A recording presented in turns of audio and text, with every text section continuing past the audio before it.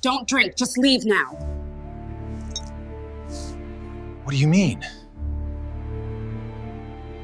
Bartender gives Mafia boss a note. Don't drink, just leave now. He held her wrist instead. Ethel's wrist trembled in Ferris Kincaid's grip, his cold fingers tightening around her warm skin. The bar fell silent. His steel-grey eyes locked on hers, unreadable but dangerous. Between them sat a glass of whiskey, untouched, deadly. Marcus Chen, the man who ordered the drink, leaned back with a confident grin that was starting to fade. He had no idea she had switched the bottles. Ethel's bow tie felt too tight. Her heart pounded so hard she thought he could hear it.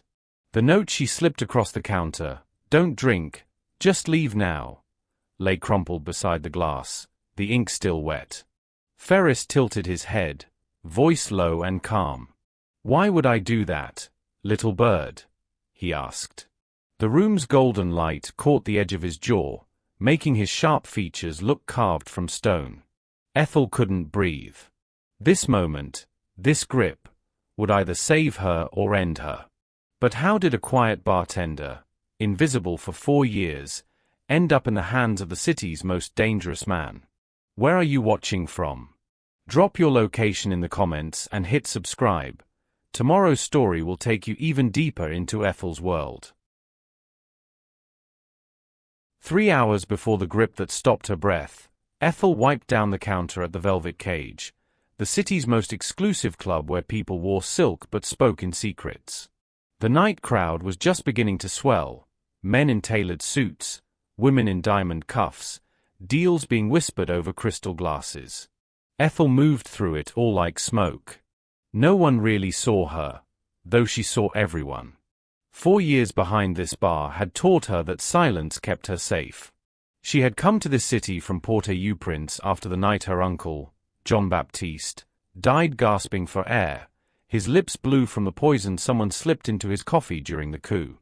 Since then, she had built a rule for herself: stay invisible, observe everything, remember nothing out loud.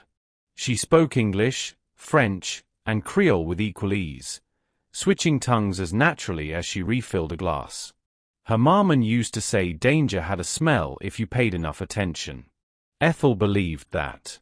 She could sense it in how a man held his drink or when a woman laughed too long at the wrong moment. The Velvet Cage made those senses sharper. Gold chandeliers hung above the bar, reflecting over faces that pretended to belong to high society. In truth, half of them moved money and lives through the shadows. The club was a neutral ground where the city's most dangerous people made temporary peace while pretending to enjoy jazz. Ethel worked fast, steady hands, calm face, eyes always moving. She wore the uniform perfectly: crisp white shirt, black vest, bow tie, hair pulled back neatly. Her tips depended on her quiet professionalism. She wasn't the kind of woman men flirted with for fun. She was the kind they trusted with secrets because she never asked questions. Sophia, her co-worker and closest thing to a friend, laughed as she stacked glasses nearby. "You ever gonna go home before sunrise, Ethel?" Ethel smiled faintly. "Home doesn't pay rent," she said, sliding a tray of drinks toward a waiter. Sophia rolled her eyes. "One day, you'll realize work can't keep you safe forever." Maybe, Ethel thought, but silence had saved her longer than anyone else's promises ever did. Tonight felt different, though. There was something about the energy in the room, too tight, like a wire pulled close to snapping. Marcus Chen, one of the regulars, kept glancing toward the door, checking his watch every few minutes. Normally smooth and confident, he now seemed jumpy, his hands never resting still.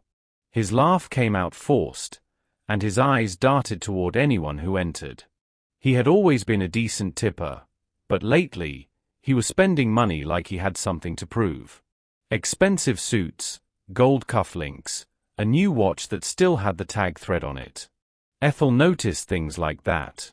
They told her more than words ever did. When she brought him his usual Macallan neat, He barely looked at her. "Make sure we've got a bottle of Pappy Van Winkle ready," he said quietly. "Someone important's coming tonight." "Who?" she asked before she could stop herself. Marcus's head snapped up. His smile didn't reach his eyes. "Just someone who appreciates good whiskey." Ethel nodded and walked away, pretending not to care. But curiosity prickled at the back of her neck. The Pappy was a bottle reserved for the kind of client who could buy a city block. Whoever Marcus was waiting for, it wasn't a friend. The clock behind the bar ticked slowly. She mixed drinks, wiped spills, refilled glasses, all while her thoughts circled back to Marcus's unease. She caught him checking the door again, his knee bouncing under the counter. By 11, the place had filled completely. The air felt heavier with perfume, smoke, and tension. Ethel could sense a shift, the kind her marmon used to warn her about. The kind that meant trouble was close. Sophia leaned close to her. "What's with Marcus tonight?" she whispered. "He's nervous," Ethel replied. "Maybe he owes someone." "Or someone owes him," Sophia said. "Either way, it's not our business." Ethel forced a small nod. She wanted to believe that, but her instincts told her otherwise. She'd seen that look before, on her uncle's face the night before he died. Fear mixed with guilt. At 11:27, Marcus stood from his stool, adjusted his cufflinks, and looked toward the entrance one last time. A black car had just stopped outside, visible through the frosted glass doors. Two large men in suits entered first, scanning the room. Conversations dipped for a moment before resuming. Marcus straightened his posture, ran a hand over his hair, and whispered to himself, "He's really here." Ethel caught the tremor in his voice. Whoever was arriving wasn't just rich or powerful. They were dangerous. She tried to shake the thought, focusing instead on cleaning the counter. But her hands wouldn't stop shaking.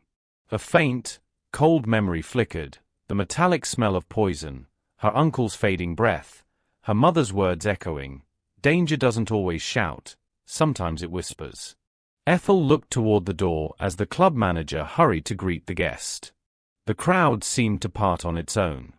Whoever Marcus had been waiting for had finally arrived. And with him, the night, and Ethel's life, was about to change forever. The moment the doors opened, the mood inside the velvet cage shifted like a drop in temperature. Conversations faltered, glasses paused midair, and even the saxophonist seemed to lose his rhythm for half a beat. Ferris Kincaid had arrived.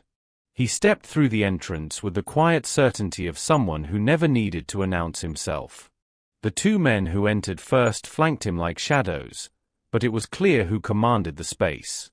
Ferris was tall, easily over 6 feet, with skin pale enough to make the charcoal of his tailored suit seem darker. His hair, cut close, was the color of sand wet from rain. But it was his eyes that silenced the room, steel gray, sharp and searching, as if they could strip a person down to their last secret. People called him the Pale King. The name wasn't about his complexion, it was about how he ruled. Cold, precise, and fair only when fairness served his purpose. He was the man who had united 3 warring crime families without firing a single shot. Some called that genius. Others called it madness. No one called it luck. In 6 months, no one had seen him in public. Rumors said he'd gone underground after an attempt on his life. Others said he was waiting for the right moment to remind everyone that power didn't fade just because it went quiet. And now, he was here. Ethel felt her chest tighten as she watched him walk across the room. His movements were fluid, deliberate. He didn't need to look around to know people were watching him. He seemed to sense everything, the angles of the tables, the rhythm of the jazz, the direction of every glance. Marcus Chen straightened his tie, his face a mixture of pride and fear. "Right on time," he murmured, half to himself, half in disbelief. Ethel tried to focus on her work, but her eyes betrayed her. Ferris wasn't like the other men who came here pretending to be untouchable. He was untouchable. There was a stillness around him, the kind that followed storms before they broke. The club manager greeted him with a nervous smile, leading him toward the VIP section. Ferris waved him off. "No need. I'll sit at the bar tonight." That caught everyone off guard. The Pale King didn't sit at bars. He was the kind of man who expected privacy, distance, control. But now he was walking straight toward her. Ethel's throat went dry. She quickly straightened the bottles behind her, wiping her hands on a cloth she didn't need.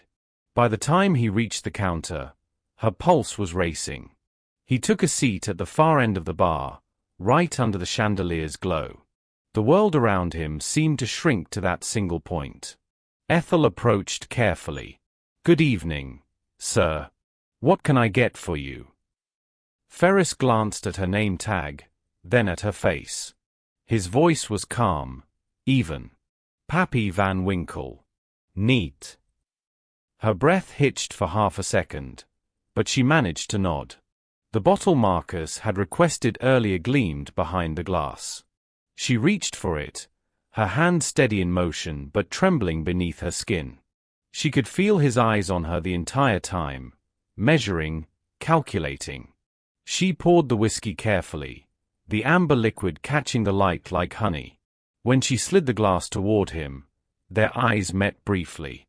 It felt like being seen for the first time in years, and not in a way she wanted. Ferris took the glass, not to drink, but to study the way it caught the light. "You've worked here long?" he asked. "For years," she said softly. "Longer than most," he noted. "That takes discipline." His tone wasn't quite praise. It was more like he was assessing her endurance. Before Ethel could respond, Marcus appeared at the other end of the counter, smiling too wide, moving too fast. "Mr. Kincaid," he said, lowering his voice. "It's an honor. Really." Ferris looked at him once, just once, and Marcus's words died on his tongue. The silence that followed was heavy enough to make nearby patrons turn away. Ethel saw it immediately. Marcus was sweating. His hand twitched when he reached for a napkin. His smile cracked at the edges. Ferris didn't speak. He lifted the glass slightly, examining it again. "You were expecting me, Marcus," he said at last. Marcus forced a laugh. "Of course. The city's been waiting for your return." Ferris's mouth twitched, not quite a smile. "The city." He set the glass down gently. "Or you?" The question hung in the air, thin and dangerous. Ethel could feel it in her chest, that faint shift that told her trouble had arrived. It was the same instinct that had saved her in Port-au-Prince, the same warning that told her when a man's handshake hid a knife. Marcus's body language screamed guilt. His eyes flickered toward his pocket, where something small and metallic glinted under the bar lights. Her stomach knotted. She'd seen that motion before, someone concealing a vial or a syringe. The memory of her uncle's poisoned coffee surged back like a ghost. She turned to refill another order, pretending not to notice, but her pulse was racing. Every sense was alive now. The smell of whiskey, the low hum of jazz, the faint click of Marcus's cufflink against glass. Ferris seemed to notice everything too. He leaned back slightly, his gaze moving from Marcus to Ethel and back again. His fingers tapped once against the counter. Not impatiently, just thoughtfully. "Relax, Marcus," he said finally, his tone flat. "You look like you're about to confess to something." Marcus's laugh cracked like thin glass. Just happy to see you, sir." Ferris didn't reply. He looked back at Ethel. "You're shaking," he said. Her throat went dry. "It's busy tonight." His eyes narrowed slightly, not unkindly, but not fooled. "Busy doesn't make your pulse race like that," he said quietly. Ethel froze, caught between fear and instinct. She wanted to look away, but couldn't. Across the bar, Marcus reached subtly into his jacket. Ferris's eyes flicked in his direction once, and whatever warmth existed in the room vanished. That was when Ethel knew the danger wasn't coming. It was already here. And Ferris Kincaid, the Pale King, had known it from the moment he walked through the door. Ethel turned to reach for another glass, pretending not to notice when Marcus's hand moved toward the counter. Her breath caught. She saw it clearly now, a tiny vial, half the size of her thumb, filled with a clear liquid that caught the light for a second before disappearing into his palm. Marcus leaned casually against the bar, blocking Ferris's view. His tone was light, his grin too wide. "Let me," he said, taking the whiskey glass as if he were simply being polite. Ethel's heart started to hammer. She wanted to scream, to grab the glass from his hand, but she froze. Her body knew the rhythm of this moment. She had seen it once before, the same calm face, the same confident smile, right before her uncle took his last sip. She watched as Marcus tilted the vial, just a single drop falling into the drink. It rippled once, then vanished. He capped the vial quickly, sliding it back into his pocket, and nudged the glass toward Ferris with a practiced grin. "For you, sir. Best in the house." Ferris's eyes flicked between them, unreadable. He reached for the glass but didn't lift it yet. Ethel felt her throat tighten. She could almost smell the poison, metallic and sharp like memory. Her uncle's face flashed before her, his eyes going glassy, his trembling hands knocking over a cup, her mother screaming for help that never came. Her instincts screamed at her to stay silent. Invisible, Ethel. Always invisible. That was how she had survived. No questions, no involvement. She had worked 4 years by those rules, and they had kept her alive. But as she looked at the glass in front of Ferris Kincaid, she heard another voice, the one that had followed her across oceans. Her maman's voice, in Creole, for W. Choisi, Petit Mwen. O you complice. Oswa o you brave. Pa gen mighten. You must choose, my child. Be complicit, or be brave. No middle ground. Her fingers twitched. If she stayed silent, a man would die. Maybe a dangerous one, maybe one who had caused pain she'd never know, but still a man. If she spoke, she risked everything, her job, her safety, maybe her life. Her eyes darted toward Marcus. His fake grin was cracking. A bead of sweat rolled down his temple. He knew how deadly that drop was, because he'd used it before. Ethel made her choice. Her hands moved before her fear could stop them. She grabbed a bar napkin and a pen from beside the register, her pulse pounding in her ears. Her handwriting trembled as she wrote the words. "Don't drink. Just leave now." She folded the napkin once, quick and clean. When Ferris looked away for a second, just long enough for Marcus to whisper something to one of his bodyguards, Ethel slipped the folded note across the counter and set it near his glass. Every nerve in her body screamed at her to stop. She could feel Marcus's gaze flicker toward her, suspicious. She pretended to reach for another bottle, keeping her expression neutral. Her palms were slick with sweat. Ferris's hand reached for the note. For a second, Ethel thought he'd ignore it. But he didn't. He unfolded it slowly, his eyes scanning the words. His expression didn't change, not even slightly. He looked at her. Just one look. Ethel couldn't move. She tried to read his face, but it was like staring into stone. His eyes dropped briefly to the glass, then back to her. Seconds stretched into forever. The air between them thickened with something she couldn't name. Marcus noticed the exchange. "Everything good?" he asked, voice tight, a hint of panic beneath his smile. Ferris didn't answer. He just leaned forward slightly, resting his elbows on the counter. His voice was quiet when he finally spoke. "Why would I do that, little bird?" The words hit her like a slap. Everyone nearby kept talking, drinking, laughing, but to Ethel, the world had narrowed to this moment. Her heart pounded so hard she thought he could hear it. His hand moved, quick, precise, and before she could step back, his fingers wrapped around her wrist. The grip was firm, not cruel, but unyielding.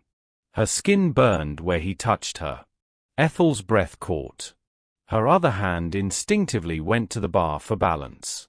He leaned closer, his voice low enough for only her to hear. "Tell me," he said. "Why would I leave?" The poisoned glass sat between them, untouched, catching the light like a trap waiting to spring. Marcus's confidence began to crumble. He shifted on his feet, glancing from Ferris to Ethel. "Mr. Kincaid," he said, forcing a laugh that broke halfway through. "Everything all right?" Ferris didn't look at him. His attention never left Ethel. His thumb brushed once over her pulse, feeling it race beneath his skin. Ethel's mouth opened, but no sound came out. Her throat felt locked, her tongue heavy. Marcus tried again, his voice sharper. "Sir? Should I?" Ferris finally turned his head, slow and deliberate. His stare cut through Marcus like a blade. Marcus flinched. The silence stretched. Ethel's wrist was still caught in his grasp. Her body wanted to pull away, but her mind knew movement might seal her fate. Ferris looked back at her, his voice soft but commanding. "You wrote the note," he said. She swallowed. "Yes." His eyes didn't waver. "Why?" She hesitated. Marcus's reflection flickered in the polished wood of the counter. He looked pale now, his fingers twitching near his pocket again. Ethel tried to steady her voice. "Because it's poisoned." Marcus froze. The room seemed to tilt, the sound fading into distant echoes. Ferris didn't blink. He looked at the drink once, then at Marcus, and finally back to Ethel. He didn't release her wrist. The standoff at the bar was complete, 3 people bound by a single glass of whiskey and a single act of defiance. The poison waited, the note lay open, and Ferris Kincaid, the Pale King, finally knew someone in the room had just tried to kill him. The bar had gone too still. Even the saxophone from the stage seemed to fade into the background. Ferris Kincaid hadn't raised his voice, yet everyone felt it, the quiet weight of authority that didn't need to be shouted. He stood inches from Ethel, his steel-gray eyes fixed on her face. "You have 10 seconds, he said softly, as though he were asking her to name a drink instead of her reason for stopping him from taking it. Her throat tightened. The whole club had narrowed to a single heartbeat. "Marcus," she whispered.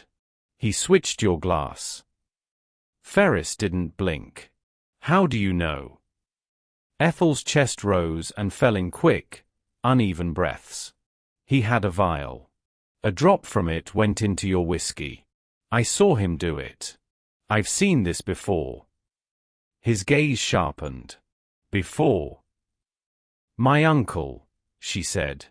The words came before she could stop them. "In Haiti. Poisoned." His lips turned blue the same way Marcus's hands trembled after he touched your drink. "It's the same smell, I can tell." The seconds stretched. Ferris didn't speak, didn't move.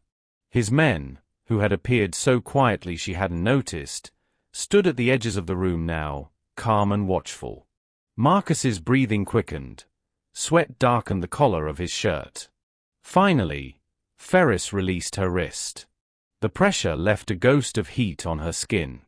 He turned toward Marcus, his expression unreadable. "Drink it," he said. Marcus froze.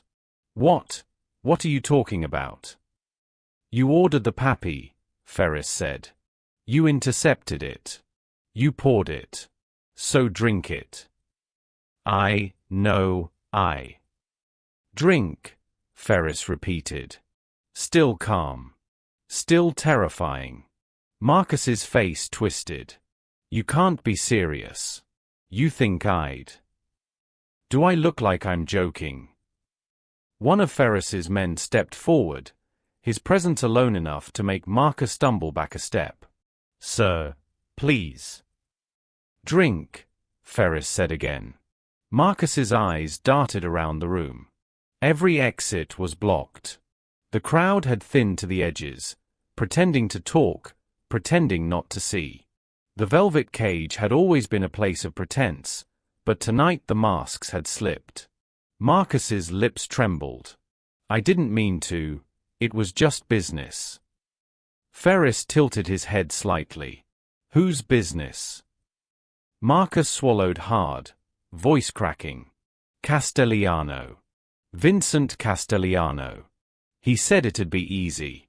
One drop. 500 grand and a seat at the table. Ferris didn't react.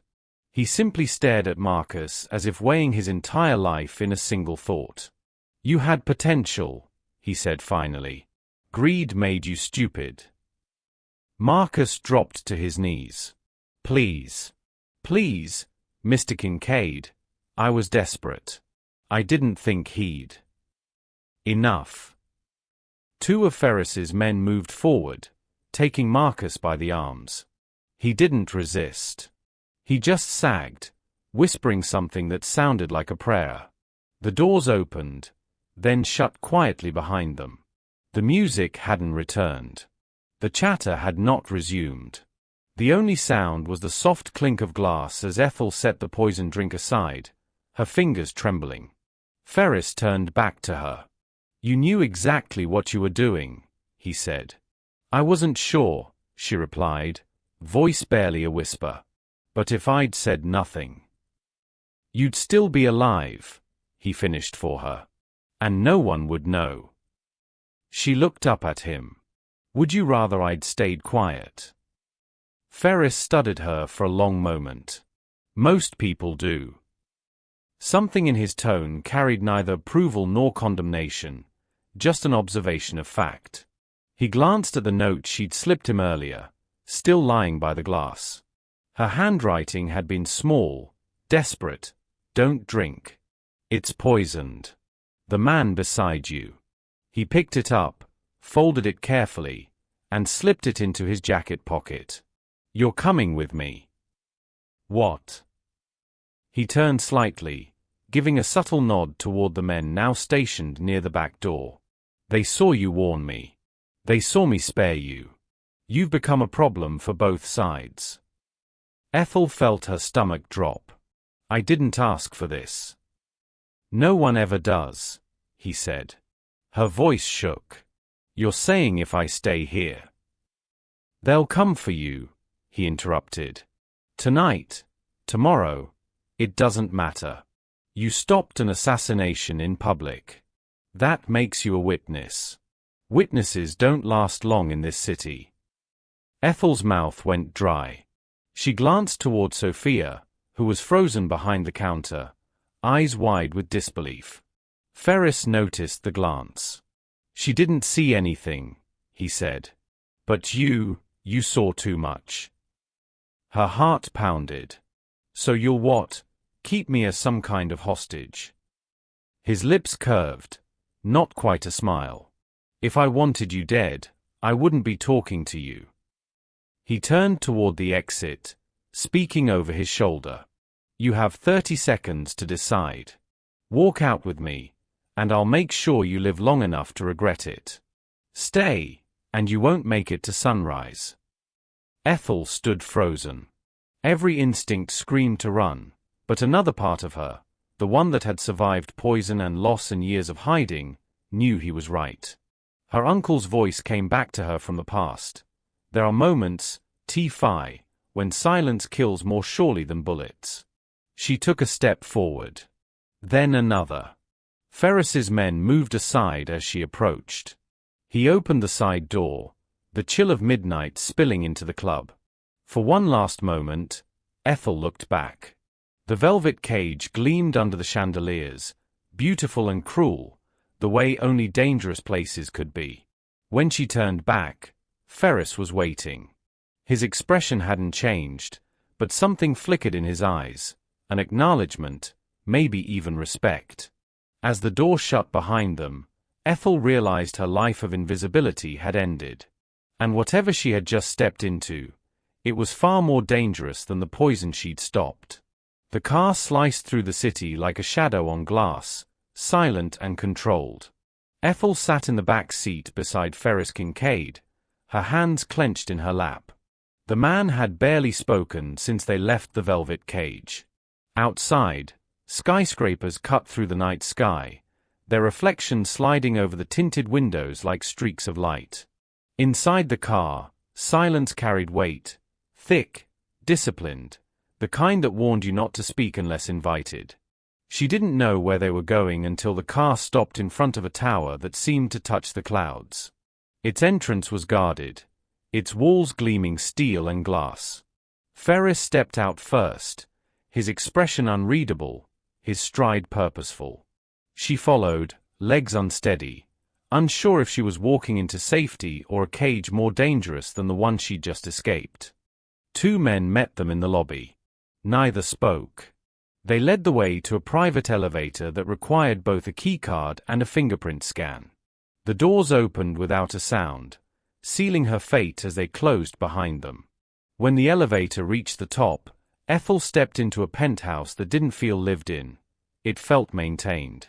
Everything was precise, expensive, deliberate. Chrome and marble, steel and silence. The air smelled faintly of cedar and something darker. Power, maybe. A woman waited by the window, her reflection framed by the city lights. Tall, sharp-featured, dressed in black tactical wear. Her hair was braided tightly against her head, and her gaze cut like a blade the moment it met Ethel's. "Raina," Ferris said. "Threat assessment." Raina didn't nod, didn't smile. She circled Ethel slowly, eyes scanning every movement. "She's nervous," she said, but standing her ground. "She should be," Ferris replied, loosening his tie. "She's standing in my home." Raina tilted her head, assessing Ethel like a hawk studying prey. No weapons. No devices. Just fear and curiosity. Ethel forced herself to breathe evenly. "I don't mean you harm," she said quietly. Raina's lips twitched, a hint of respect. "We'll see." Ferris gestured toward the room beyond. "That's enough, Raina. She's not our enemy. Yet." Raina stepped back but didn't leave. She remained a silent shadow near the wall. Ethel's eyes moved around the penthouse. It was as vast as it was empty. Everything gleamed but nothing felt personal, until she noticed a door slightly ajar on the far side. Behind it, she glimpsed something unexpected. Shelves filled with books, hundreds of them. Their spines bore names she recognized: Neruda, Camus, Baldwin, Hugo. The contradiction unsettled her. This man who ordered executions with calm precision kept poetry on his shelves. Ferris followed her gaze. "I don't sleep much," he said. "Books are quieter company." She met his eyes. "Do they ever answer you back?" For a moment, something flickered behind that steel-gray calm. "Not in ways that matter." He walked toward the bar and poured himself a drink, water this time. "You understand what happened tonight?" Ethel nodded. "Marcus tried to kill you." "He didn't plan it," Ferris said. "He was sent." Vincent Castellano's name doesn't surprise me, but Marcus wasn't capable of this on his own. He was a messenger. Someone higher fed him that plan. "You think there's someone inside your circle?" "I don't think," he said. "I know. And Marcus was too small to be the source. Which means I have a leak somewhere closer. Someone trusted." Ethel crossed her arms, trying to hide how her hands trembled. "Why tell me this?" He set the glass down. Because you saw what my men didn't. You noticed Marcus's watch, his nerves, the vial. You read him better than trained security did. I've spent my life watching people, she said. It's how I stay alive. Then you understand why you're useful to me. Her chest tightened. Useful how? You speak 3 languages. You can read a lie in a blink. You see patterns. I need someone who sees what others miss. He leaned closer, his voice low. Help me find the leak, and I'll give you protection. When it's done, you walk away with a new name, money, and a clean slate. And if I say no? He didn't raise his voice. Then I'll have to consider you a liability. Ethel swallowed hard. The way he said it, matter-of-fact, not cruel, terrified her more than a threat ever could. So, those are my choices? Work for you or die. Those are your circumstances, he said. The choices are yours. Rayna's gaze flicked between them, assessing, but silent. Ethel turned toward the window. The city sprawled beneath her, glittering and indifferent. Somewhere below, people were dancing, laughing, living freely. Up here, she was standing next to a man whose power could crush nations, or protect her from them. You don't trust anyone, she said finally. Ferris studied her reflection in the glass. Trust is expensive. Loyalty's cheaper, but it doesn't last. And you think I'll give you either? No, he said. I think you'll give me honesty. It's rarer than both. She looked at him again, searching for cracks in the armor. But all she saw was precision, the same quiet calculation that had built an empire out of fear and control. Still, something about him didn't fit the monster she expected. The books, the calm, the faint scar near his temple, details that hinted at a man who'd learned to survive by mastering silence, just like her. Ethel exhaled slowly. If I agree, I want your word that when this is done, I walk away untouched. You have my word, he said. She hesitated. I've heard promises before. They don't mean much. He nodded. Then consider this one backed by necessity.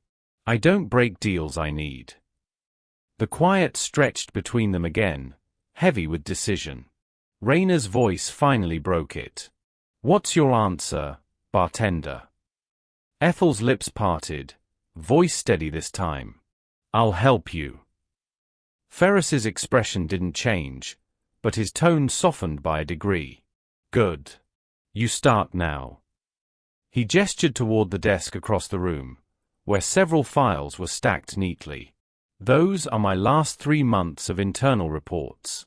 Look for anything that feels wrong. Ethel nodded, walking toward the desk. Behind her, Ferris turned back to the window, his reflection overlapping hers in the glass. 2 people bound by chance, caught between survival and something that looked dangerously like understanding. She sat down, opened the first file, and whispered under her breath in Creole, a prayer or maybe a warning to herself. Marmon, guide me. I'm in the lion's den, but maybe, this time, I'm not the prey. For 2 days, the sun never really touched the penthouse. Ferris's world moved on its own time, meetings at midnight, silence in the morning, precision in every hour. Ethel slept on the couch in the library, the only room that felt alive. When she wasn't sleeping, she was working. Stacks of files covered the long table, financial reports, communication logs, shipment records. The air smelled of ink, paper, and espresso. Rayna brought her updates, rarely speaking more than a few words. Ferris appeared and disappeared in intervals, always moving with the calm of someone who never wasted motion. Ethel's eyes ached from the screens. She'd been cross-referencing coded communications, transaction histories, and movement logs from Ferris's global network. His operation wasn't chaos. It was a machine, vast and disciplined.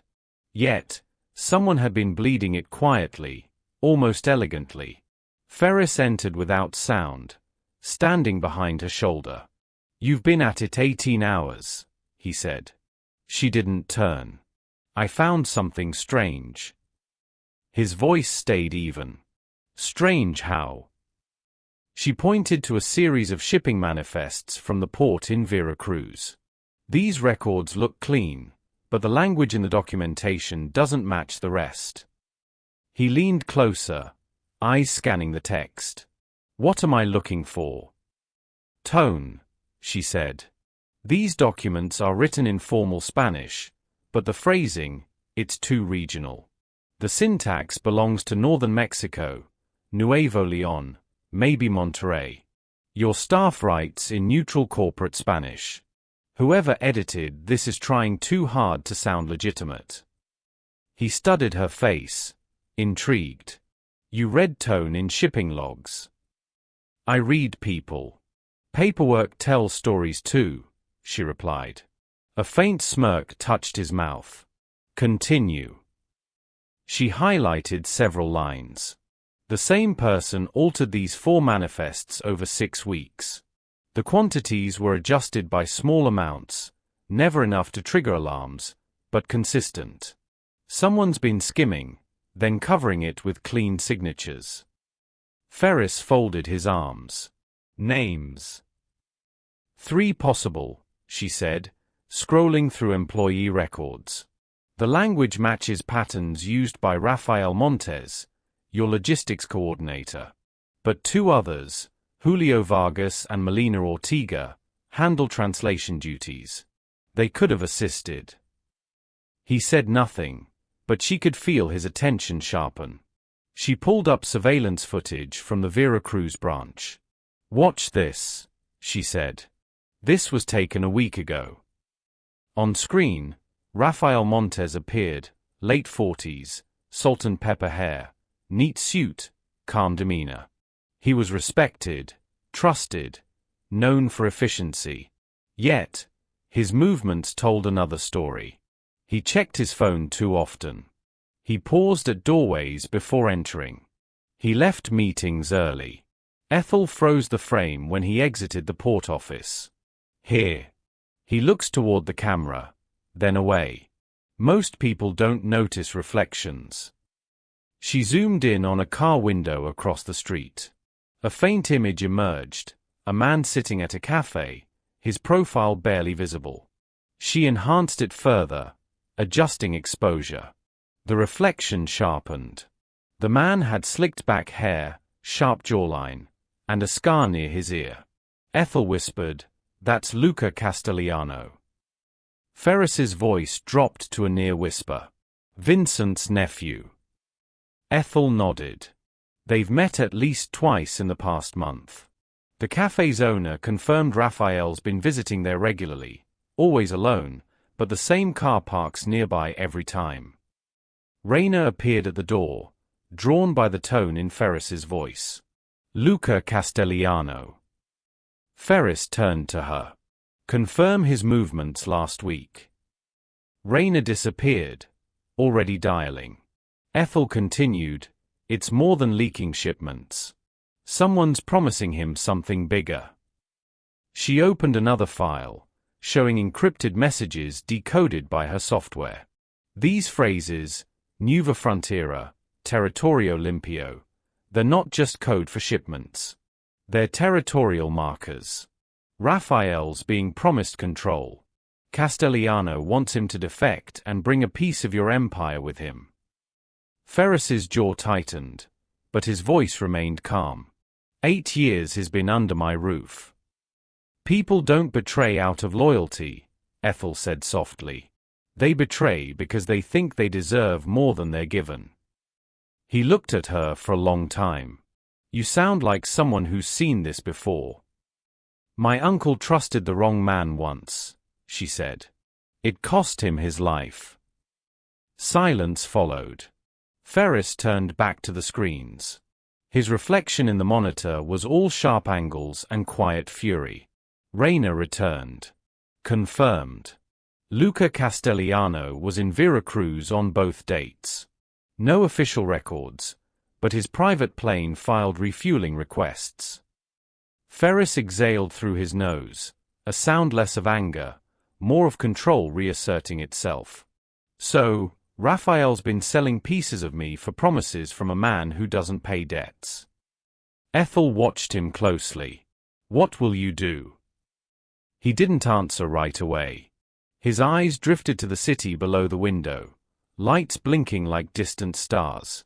When he finally spoke, his tone carried no heat, only calculation. We expose him, but not yet. I want to see how far the infection goes. Ethel felt a chill at the precision in his words. This was how he ruled, not through rage, but through patience. She closed the files and looked at him directly. You built this empire on control. But if loyalty can be bought, how do you keep it? His gaze locked on hers. By reminding people what happens when it breaks. There was no threat in his tone, but it settled in her chest like weight. Hours bled into the next night. Together they built timelines, traced wire transfers, and mapped communication routes. Ferris rarely spoke unless necessary, but when he did, his clarity impressed her. He didn't just run an empire, he played it like chess, every move calculated 3 steps ahead.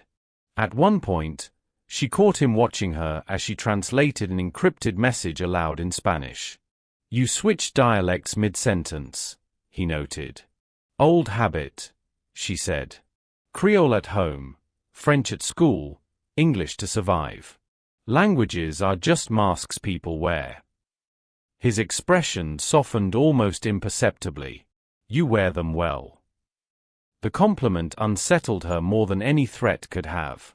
By dawn, they had enough evidence to confirm Raphael's betrayal. Ferris stood beside her, arms crossed, eyes on the screen. He met Luca 3 more times. He's feeding him route schedules. My men will handle the rest. Ethel leaned back, exhausted but alert. You're not going to confront him yet. No, he said. I'm going to make him believe he's winning. She studied him quietly, seeing the strategist beneath the cold surface, the man who built order from chaos and trusted no one because he couldn't afford to. In that silence, she realized something she hadn't before. Ferris Kincaid wasn't just fighting for control. He was fighting to survive his own creation. When he finally spoke again, his tone carried a strange gratitude. You did well, Ethel. Better than anyone I've hired in years. She met his gaze. I wasn't hired. I was cornered. His lips curved slightly. Sometimes those make the best allies. 3 days later, the city seemed to hum with unease. Rain drifted down the glass walls of Velocity Holdings' upper floors, distorting the skyline. The world below kept moving, commerce, traffic, lives intersecting and breaking. But up here, time was about to tighten into something sharp. Ferris Kincaid stood by the window of his office, hands clasped behind his back, watching nothing in particular. Ethel sat across the room, surrounded by open screens, a dozen encrypted channels alive with chatter. The trap had been laid. He'd told her the plan 2 nights earlier, in the library where the light stayed dim and the air smelled faintly of whiskey and ink. A fake shipment, platinum-grade tech components bound for Rotterdam, supposedly worth millions. Only Rafael Montes had access to the shipping manifest. The location, time, and transport route had been inserted into a sealed database visible only to Rafael's login credentials. Vincent Castellano's network is patient, Ferris had said, his tone even, almost academic. They don't take bait unless it smells like blood. Raphael will make sure they think it's real. Ethel had asked quietly, and the real shipment? He'd smiled without warmth. Already on the water. Different route. Different name. Different world. Now, as the clock ticked past noon, the bait had been taken. Rayner entered with a tablet. Intercept confirmed. Vincent's men are mobilizing, 3 cars heading toward the fake convoy on Highway 17. Ferris nodded once. Tell our people to stand down until they move in. I want confirmation of contact. Rayner left. The silence that followed pressed close. Ethel studied Ferris's reflection in the window. You're not nervous, she said. He glanced at her. Nerves are for people who don't plan far enough ahead. Her fingers traced the edge of a document. You're using Raphael like a wire. I'm using him like truth, Ferris said. Let's see what he does when it costs him something. At the same time, across the city, Rafael Montes sat in his own office, the air heavy with sweat and guilt. He'd done as instructed, passed the details to Luca Castellano's man an hour ago. His heart pounded with every vibration of his phone. He thought of his debts, the casinos, the silent pressure of Vincent's promises. But beneath the anxiety, something else grew, relief. It would be over soon. Once Vincent had the shipment, his slate would be clean. Then his office door opened. Ferris Kincaid entered first, black suit immaculate, expression unreadable. Ethel followed, her gaze cool, steady. Raphael rose halfway from his chair, then froze. Mr. Kincaid. Sit, Ferris said. The word was not loud, but it carried the weight of command. Raphael obeyed. Ferris circled the desk, glancing once at the computer still logged in to Raphael's secure terminal. You've been busy, he said. Veracruz manifests, unauthorized data pools, after-hours correspondence. Raphael swallowed. I can explain. I'm sure you can, Ferris interrupted. But before you do, let's see how the story ends. He gestured toward Ethel. She tapped her tablet. The large screen on the wall flickered to life, live drone footage of Highway 17. Raphael's eyes widened. 3 black SUVs moved fast along the rain-slick road. They surrounded a decoy transport truck. The feed shifted, hidden cameras capturing muzzle flashes, chaos.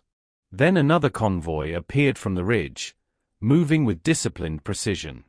Vincent's men were surrounded in seconds. Ethel's voice was calm. Counter-ambush complete. 0 casualties on your side. Ferris turned to Raphael. That was your shipment. Or so you thought. Raphael's face drained of color. I didn't. I swear I didn't. Ferris leaned on the edge of the desk. You sold me out, Raphael. Sold me for the same men who just got dragged off my road. Tell me why I should let you breathe past the next minute. Raphael's voice broke. It wasn't about greed, sir. I was drowning. Gambling debts. Vincent's people found out. Said they'd clear it.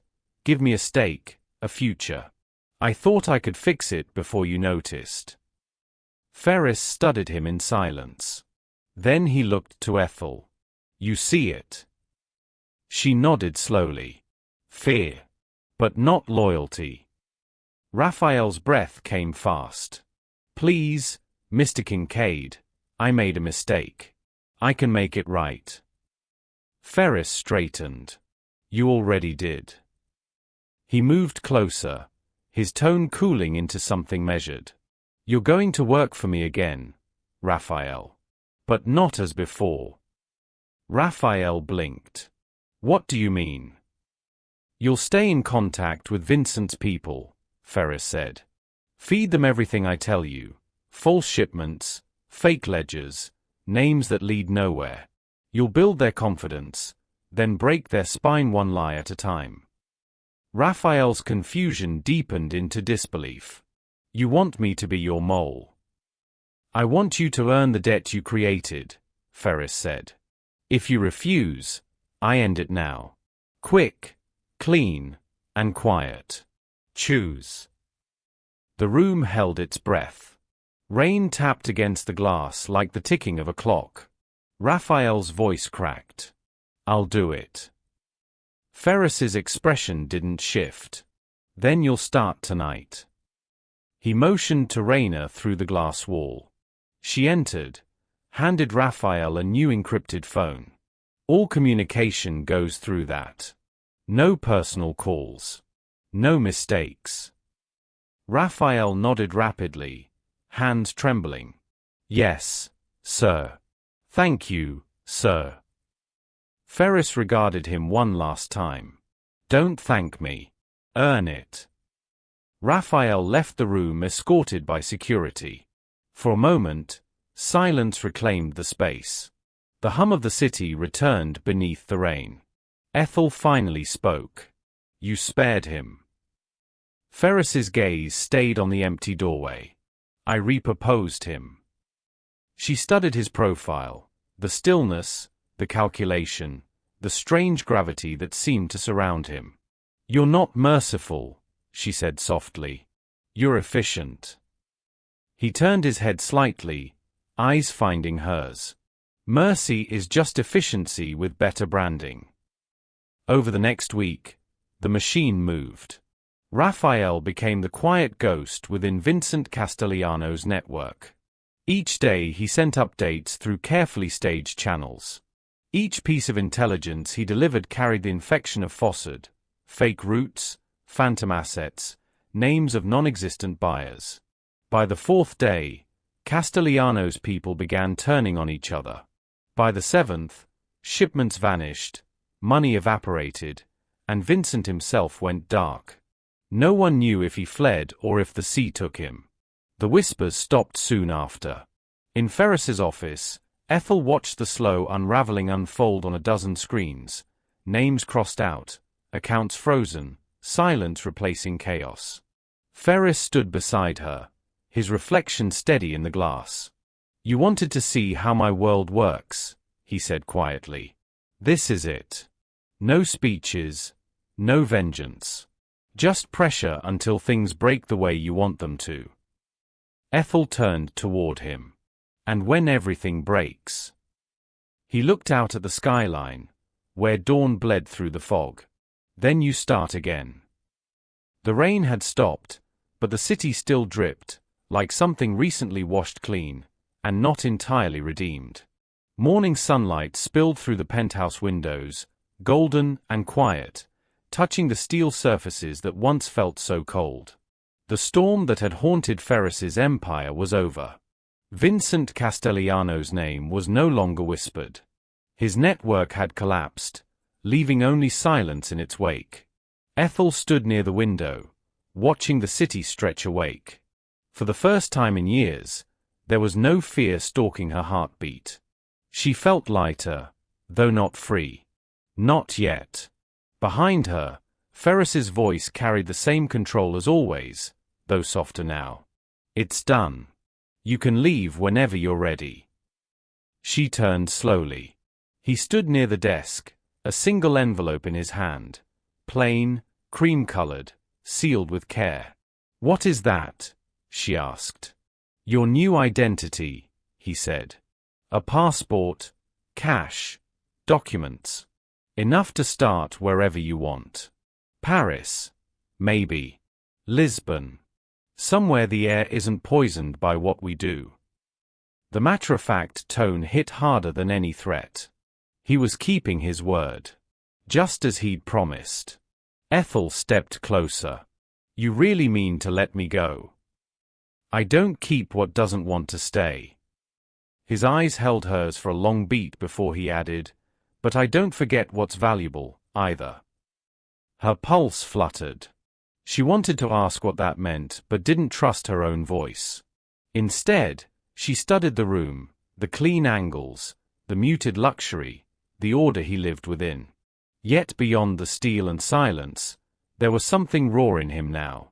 A faint crack in the armor. She'd seen him at his most ruthless, but also in quiet moments. Those long hours they'd spent decoding data, his dry humor when she caught something he missed, the way he looked at her when she spoke truth without fear. He'd given her reason to stop hiding. and that terrified her more than his threats ever had. "You don't belong in this world, Ethel," Ferris said quietly. "Maybe not," she replied, "but it's the first place I've ever been seen." He took a step closer. "You think visibility is safety?" "No," she said, steady now. "But it's real. You of all people should understand that." The space between them tightened. Outside, the city kept humming, but in the penthouse, time seemed to hold its breath. Ferris studied her face as if calculating something unseen. "You should hate me," he said finally. "Maybe I should," she answered, "but I don't." A shadow of a smile flickered across his lips. Dangerous honesty. "I learned from the best." He looked down for a moment, then back up, the control returning to his voice, but not the distance. "You see things others don't," he said. "You question me. No one questions me." Ethel's breath caught. "Maybe that's why you keep me around." "Maybe that's why I don't want you to leave," he replied. Her heart stilled. The admission came without performance, without manipulation. He wasn't asking. He was confessing. "What do you want, Ethel?" he asked, his tone lower now. "Not what's safe. What do you want?" She didn't hesitate. To stop hiding. To be seen. To matter. For the first time, Ferris's expression softened. Not cold calculation. Not power. Just something human. "You matter," he said quietly. "You've mattered since the moment you slid that note across the bar." The silence that followed was alive with everything unspoken. The distance between them dissolved. When he kissed her, it wasn't tentative. It was inevitable, an exhale of everything they had restrained for too long. A collision of control and surrender. Her hands found his collar. His fingers traced the edge of her jaw. It wasn't about power. It was about recognition. Two people who'd spent years surviving in silence, finally daring to exist out loud. When they parted, neither spoke for a long moment. There was no need. The truth already filled the air. 3 months later, Ethel stood beside Ferris at a long glass table surrounded by international partners. The skyline glittered outside. Her posture was composed, her suit tailored to quiet confidence. To anyone watching, she looked every bit the strategist she had become. No one would guess she'd once hidden in a worn apartment, counting every coin to survive. Ferris introduced her to the room. "Ethel Lauron, our lead consultant and linguistics advisor." She nodded to the assembled executives, fluent in their languages, her tone measured, commanding respect without effort. But her real focus was elsewhere, reading the faces, the tells, the quiet exchanges beneath polite smiles. Halfway through the meeting, a delegate from Madrid hesitated before signing a deal. His hand trembled, not fear, but hesitation. His eyes darted to another man across the table. Ethel caught it instantly. A subtle code, a hesitation in the cadence of his Spanish. He wasn't a buyer, he was a courier for someone else. Without drawing attention, she slid her pen across the table and tapped it once. Ferris caught the movement. His eyes met hers for half a second. Enough. He shifted his tone, redirecting the conversation, closing the gap the other man hadn't even realized he'd exposed. The threat dissolved before it had formed. A few minutes later, the meeting ended with handshakes and contracts. As they stepped out, Ferris leaned close enough for only her to hear. "You still see everything," he said. She smiled faintly. "That's why you keep me, isn't it?" His answer was a quiet, knowing look. "That's why I trust you." They walked together toward the elevator, two predators, two survivors, bound by a strange, undeniable trust. As the city stretched beneath them, Ethel felt no fear. No doubt. Only purpose. In her mind, her mother's voice returned. the one that used to guide her through shadows. There is no middle ground, Ma Chérie. You choose bravery or disappearance. Ethel finally understood. Her internal voice, soft but certain, carried through the moment. I spent 4 years learning to be invisible. It took one grip, one man, one moment of bravery to discover that being seen, truly seen, was worth every risk. My Marmon was right. There is no middle ground. I chose to be brave, and in doing so, I found not just survival, but something I never expected, a place where I belong. If you enjoyed this story, hit that subscribe button and tell us where you're watching from in the comments below. Tomorrow, we're bringing you another powerful story you won't want to miss. Your support means everything, and helps us create more content like this. Thank you for watching.